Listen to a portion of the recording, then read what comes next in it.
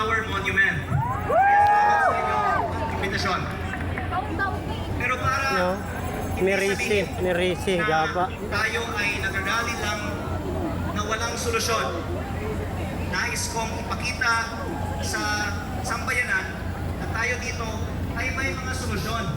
And in fact, tayo ay narito dahil nakikiisa tayo sa panawagan ni Senator Dante Marcoleta na ipagpatuloy ang flood control investigation. Madalas nilang sinasabi na wala tayong ebidensya. Pero lahat na ng ebidensya ay ipinakita ni Senator Dante Marcoleta at ang ibang mga tumestigo sa mga ginanap na Blue Ribbon Committee hearings. Ang iba ay nilabas sa tulong ng ating mga kaibigan na narito ngayon. Kabilang po dito si dating Congressman Mike Defensor. Palakpakan po natin ang ating birthday celebrant. Happy birthday po! Happy birthday! At ang ibang mga matatabang na mga dating miyembro ng Armed Forces of the Philippines. Ito po ay hindi mga kwento lamang. Pinakita sa akin ni Kong Mike at ng iba nating mga kasama ang mga resibo ng mga mali-maletang pera na pinamahagi mula sa pondo ng flood control. Sa Kongreso, marami ang may kaalaman Hindi ako makapag-live. sa Department of Public Works and Highways, pero takot lamang na magsalita. Sa Senado, marami ang mga nagpahayag na sila ay may first-hand knowledge sa korupsyon sa DPWH. Ngunit, kahit napakarami na ang mga lumabas na ebidensya tungkol sa korupsyon sa DPWH, pinutol ang mga na-schedule na flood control hearings ng Blue Ribbon Committee ni Senator Dante Marcoleta. At matapos nilang pinutol ang mga flood control hearings, ang mga nag-iimbestiga ay sila pa kinakasuhan. Kaya yun ang naging last straw. Kaya marami sa atin ay narito ngayon. Ngunit, narito din po tayo ngayon para sa napakaraming ibang mga problema ng ating bansa. Nalalabas ngayon sa media na itong rally ay para lamang sa iilan tungkol sa iilang mga issue. Pero sa tingin ko hindi po sangayon ang karamihan sa atin dito. Dahil napakarami ang mga problema sa ating bansa, napakarami din ang ebidensya ng korupsyon sa lahat ng mga probinsya sa ating bansa. Ngunit basta lang pinutol ang flood control investigations. Kaya para sa mga nagsasabi na tayo ay walang ebidensya at tapos na ang panahon ng flood control at upuan na tayo sa ibang mga bagay, tayo po ay nakikisa sa panawagan ni Senator Marcoleta na ituloy ang hearings sa Senado at naghain din ako ngayong araw ng resolusyon para simulan muli ang mga investigasyon tungkol sa flood control sa Kongreso.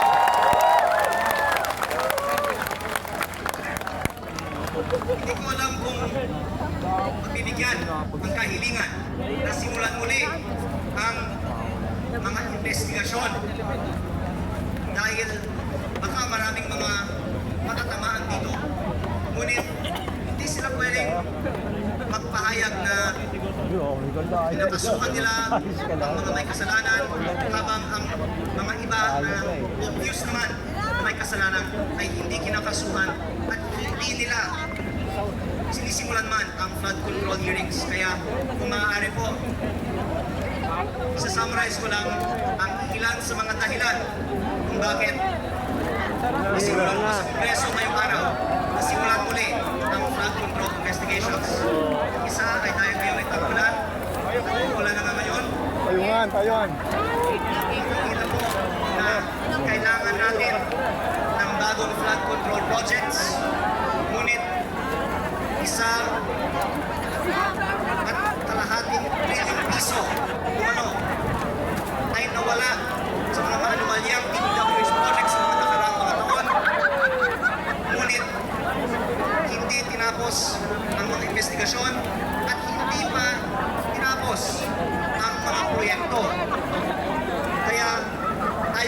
ito ay nanggagaling sa iba't ibang mga probinsya sa ating bansa.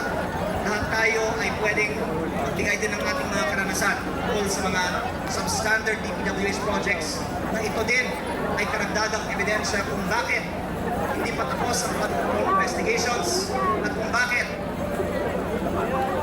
doon dapat mag-focus ang mga investigasyon ng ating gobyerno.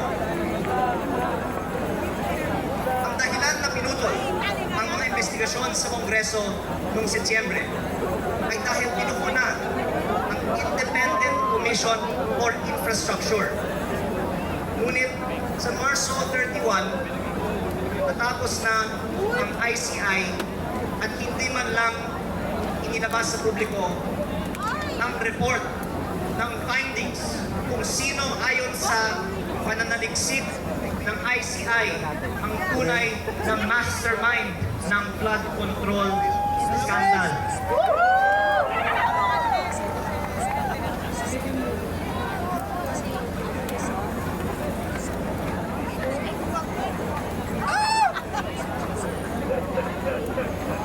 Ayon sa mga dokumento na nagkalap ko mula sa DPWH, sa buong budget ng DPWH, may mga listahan ng mga proponents. Ang mga proyekto na ngayon ay ghost o substandard. Nandoon lamang sa mga records ng DPWH kung sino ang nagpasok ng mga proyektong ito. Marami ay pinasok ng mga congressman at senador na sila ay nakukuha hanggang ngayon at hindi pa napapatagot. Marami naman ay maaaring sabihin walang may kasalanan dito dahil DPWH ang nakikita ng mga proyekto. Pero marami ay may kaugnayan sa mga kontraktor na mismong gumawa ng mga proyekto.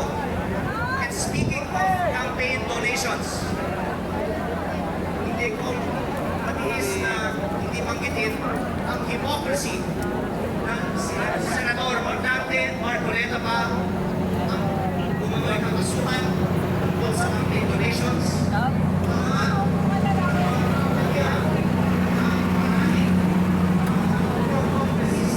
At senador ay galing sa flood control.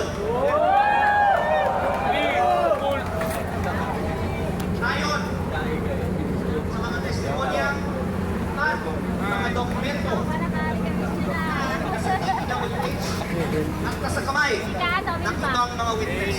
Sayang. Hoy, Bert, saan ka? Sa pisto nasa ba? Walang signal, boy. Gagi, 2 oras ako di nakapag-live. Nasaan ang pisto natin? Di ko nakapunta doon. Ha? Di ko nakapunta, pero kanina malapit ako doon, di ko nasilip. Kasi inaano ako eh, tatay ako kanina eh. Sabi dito daw eh. Dito muna ako, kuha ko payong.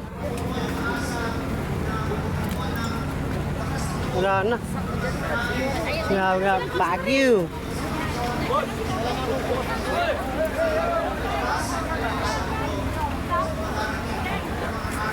May cowboy oh. Hoy, dito ka na, brother. Oh. Hoy, nahanap ka. Sino naghanap? Ako.